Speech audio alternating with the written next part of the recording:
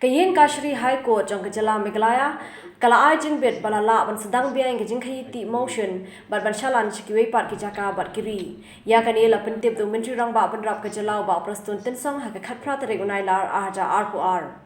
uba tensong ulong banadu ka ar phulai tere ujelleu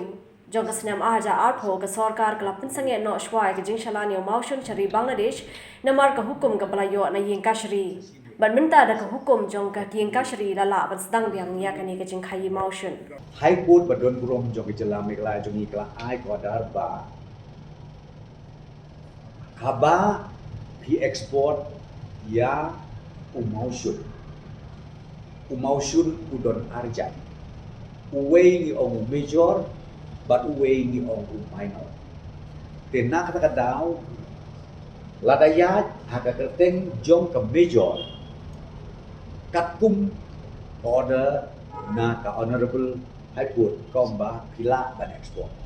tenrei lada day haka kerteng jong ke minor kabamot hinum la ban export to tena kalian jong ke sarkar ngirale pengu naman isuku kadon isu kebikiran sepak minor and major tinggal take off bat ke Ministry of Mines and Coal Ministry nang ta chuchu la take off bat ke Commerce Ministry teka bang asngo bahabat petip yapi bana kalian jong ke Coal Ministry bat ke Commerce Ministry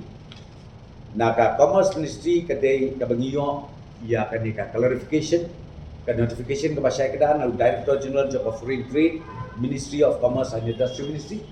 bat kata ka clarification bagi ai ka lomba ya umausun be it minor be it major la ban export sa Bangladesh lanisya kan kunugari hapo operate te menne ka don ga hearing hakaba ka honorable High Court adin baklayo ia ka affidavit ka ban nakaliang jong sarkar ba lengba jong advocate general jongi Amit Kumar ka bang sengo bahapan petip akan ka bor baka court ka honorable High Court menne kala ai ya ka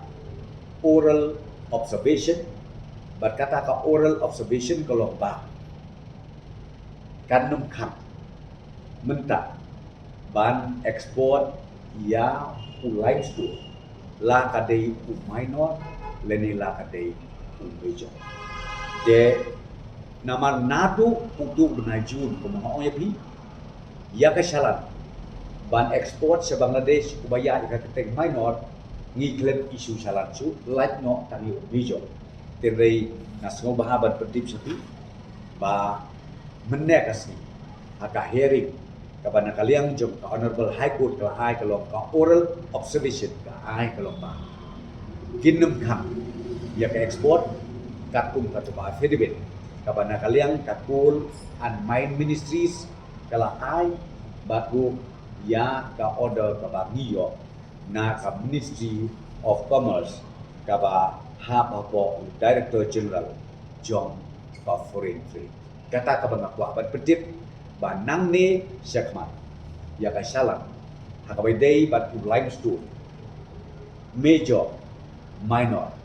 ka sarkar jela kanwa ya ka ban isu yang isala bat sedang dia ya ka ekspor